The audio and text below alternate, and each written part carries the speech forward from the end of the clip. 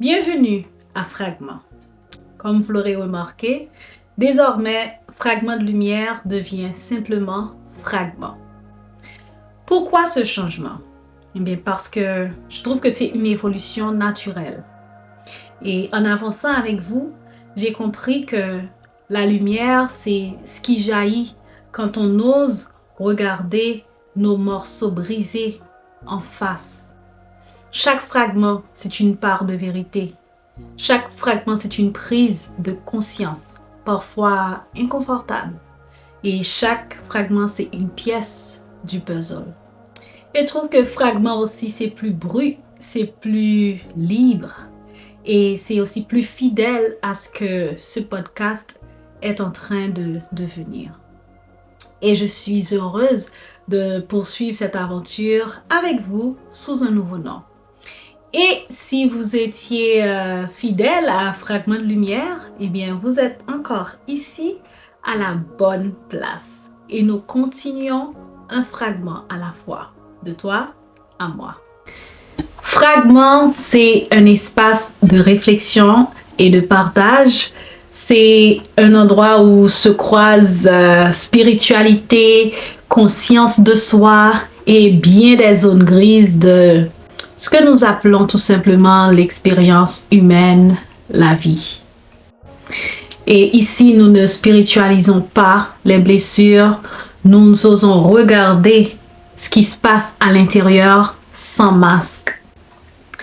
Toutefois, ce podcast, ce n'est pas une thérapie et cela ne remplace pas un suivi thérapeutique ou médical. Si tu passes vraiment par des difficultés qui affectent ta santé mentale, je te conseille vivement de chercher l'aide d'un professionnel qualifié.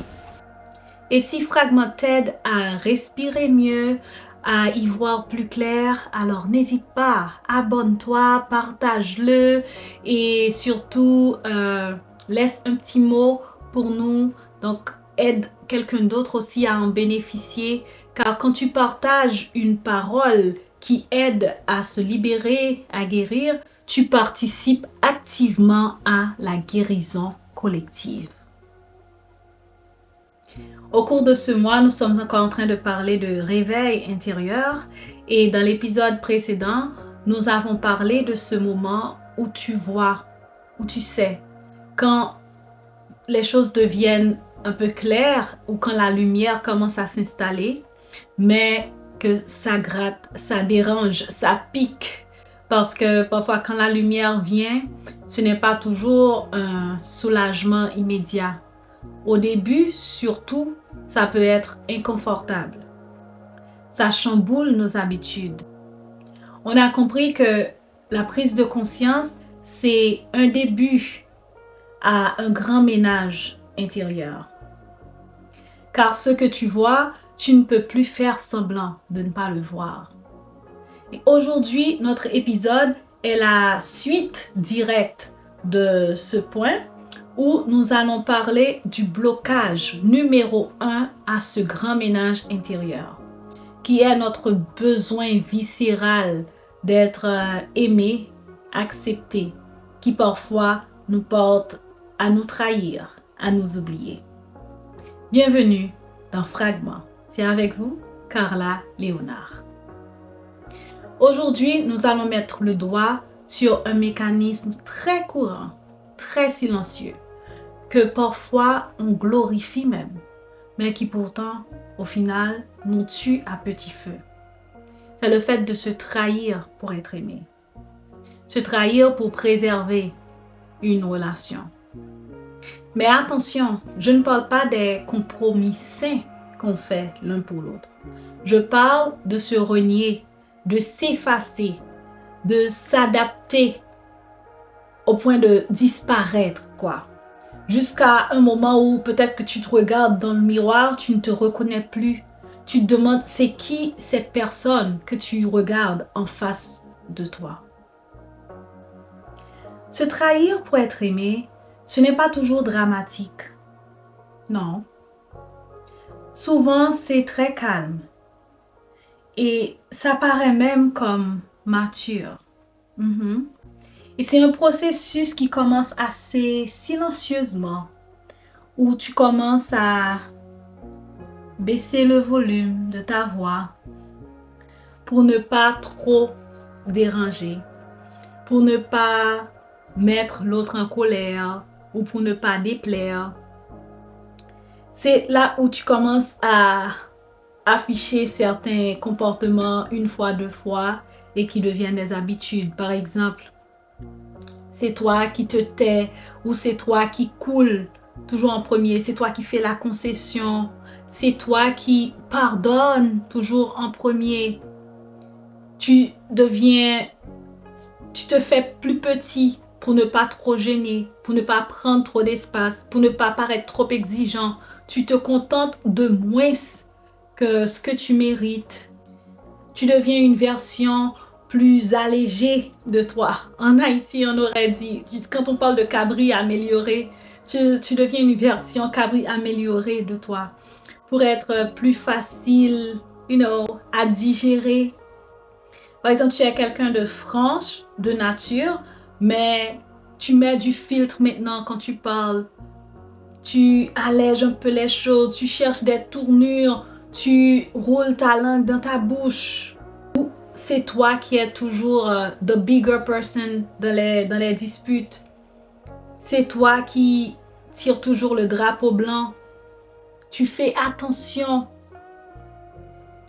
Et surtout parfois, quand tu acceptes de couler ou juste pour mettre fin à quelque chose, tu te dis que c'est pour préserver la paix. Donc maintenant, c'est comme le prix à payer pour la paix.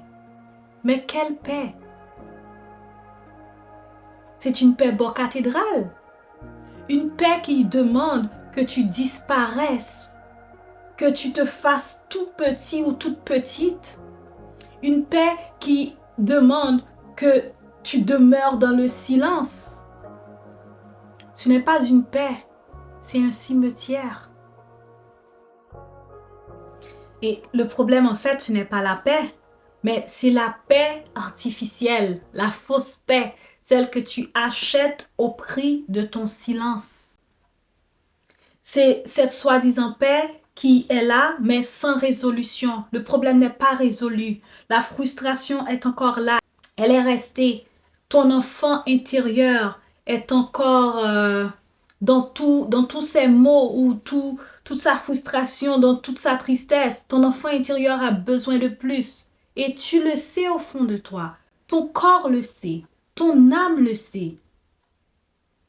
Mais ça n'empêche que tu coules quand même. Tu te fais toute petite quand même.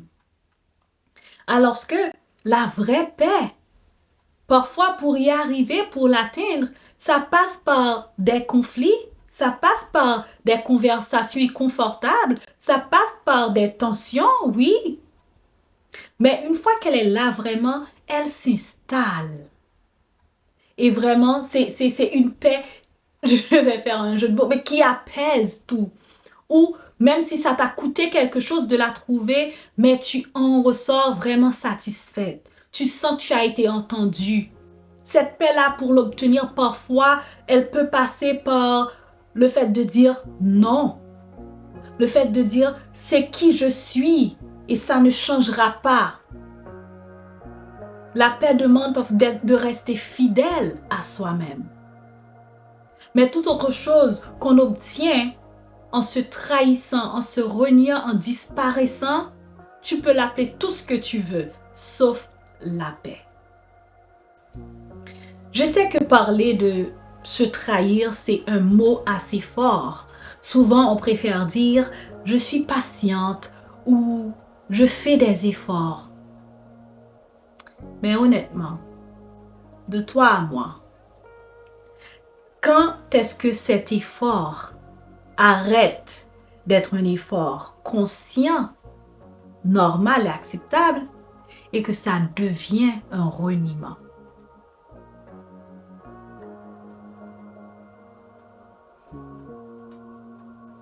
Et vous savez, quand on vit trop longtemps contre sa vérité intérieure, à force de vouloir plaire, de vouloir être aimé et accepté, on finit par se construire une façade assez parfaite, je dirais, ou du moins convenable. Pourtant, à l'intérieur, c'est vide.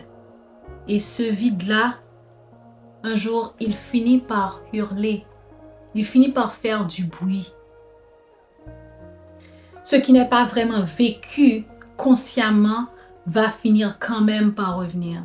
Il va revenir sous forme de vide, de fatigue chronique, de confusion ou même de dépression. Tu commences à perdre ta joie de vivre parce que ton intérieur réclame à être rempli de quelque chose d'authentique, de quelque chose de vrai. Et ça, ce n'est pas un manque de foi ou un manque de bonté en soi, c'est juste un signal. Et j'aime ce que Carl Jung dit, et c'est quelque chose que je pense que on devrait chacun de nous vraiment graver en nous-mêmes, que le privilège d'une vie, c'est de devenir qui tu es vraiment. Donc si tu passes ta vie à être ce que les autres s'attendent de toi, à faire seulement ce qu'on s'attend de toi, sans exprimer vraiment ta personne, ton essence qui tu es, à quel moment tu vas vivre ce privilège?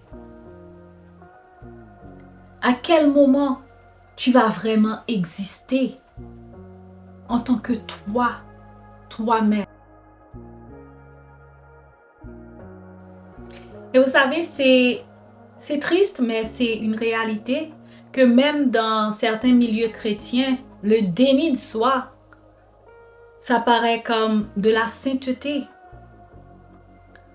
Ou, par exemple, ils utilisent certains passages de la Bible, le fait de dire, par exemple, Dieu déteste le divorce. Femmes, obéissez à vos maris. C'est des passages, des versets souvent pris en dehors de leur contexte qu'on nous impose parfois, plutôt comme des armes, qu'on utilise contre nous comme des armes plutôt que comme des porteurs de lumière. Mais il y a une vérité incontestable et éternelle qu'on oublie trop souvent, que Dieu t'aime toi.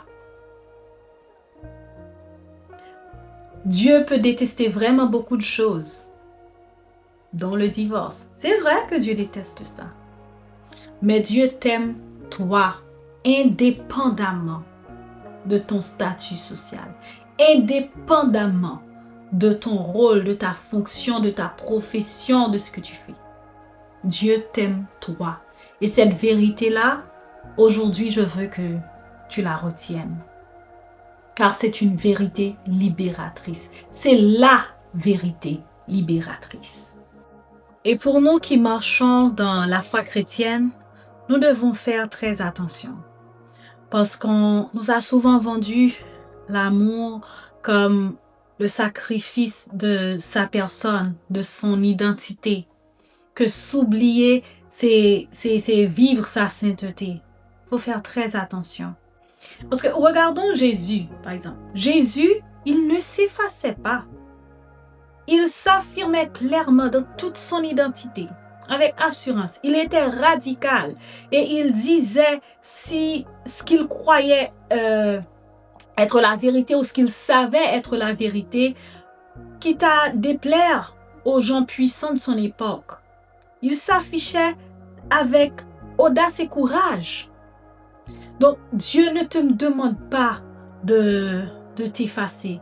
L'amour vrai, l'amour même au sens biblique du terme, ne demande pas l'effacement, ne te demande pas de disparaître. Au contraire, Dieu t'apporte sa lumière, sa parole pour t'éclairer et te faire paraître vraiment tel que tu es. Une créature merveilleuse, créée à son image. Dieu ne veut pas que tu t'éteignes.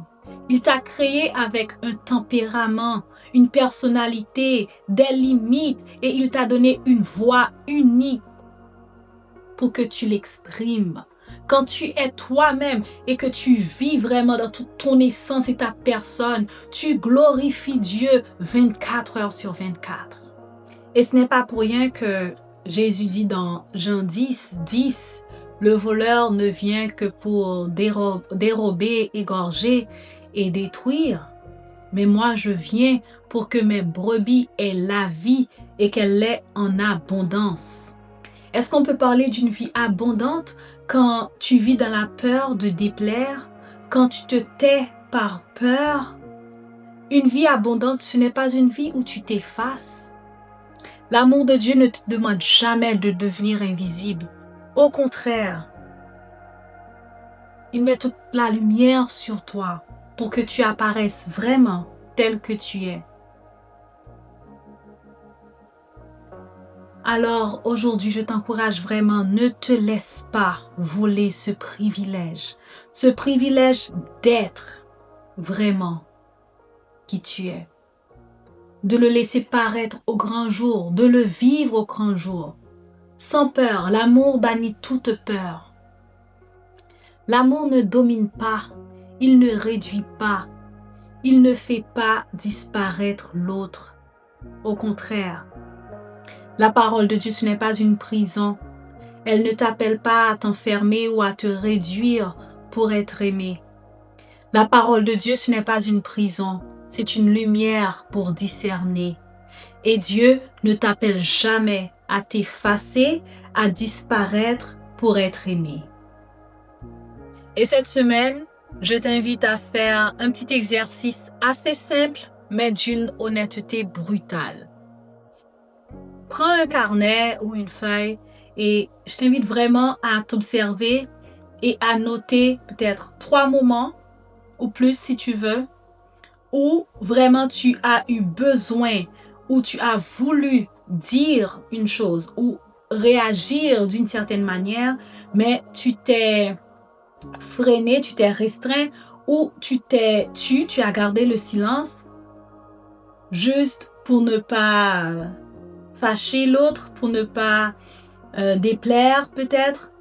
Donc observe, ne te juge pas, mais observe seulement ces moments-là et questionne-toi pour est-ce par sagesse que tu n'as pas fait ce que tu avais voulu ou avais besoin de faire, ou par peur, par trahison.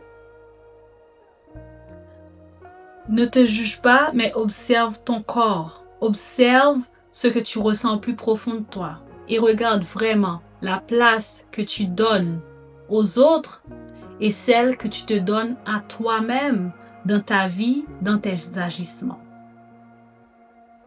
Sans juger, juste noter. Et s'il y a quelque chose que j'aimerais que tu retiennes de cet épisode d'aujourd'hui, c'est que la paix qui te coûte ton identité n'est pas une bénédiction. Si tu dois te perdre pour garder quelqu'un, pour garder une relation, alors cette personne-là n'est pas celle qui est faite pour marcher à tes côtés. Peu importe le type de relation que vous entretenez. Et surtout, ne confonds pas la paix avec le silence imposé. C'était tout pour aujourd'hui. On se retrouve la semaine prochaine pour parler de la reconstruction. Comment vraiment redevenir soi-même après avoir passé longtemps à s'oublier et à s'effacer. Comment se reconstruire et redevenir la vraie version de soi-même sans demander la permission. Merci d'avoir écouté Fragment. Si ce contenu et ce nouveau nom te parlent, alors je t'invite à le partager, à faire circuler ces morceaux de vérité et surtout reste abonné à ce podcast. Je suis Carla Léonard et j'étais contente de t'apporter ce fragment aujourd'hui et souviens-toi, tu peux perdre des relations, mais ne te perds jamais toi-même.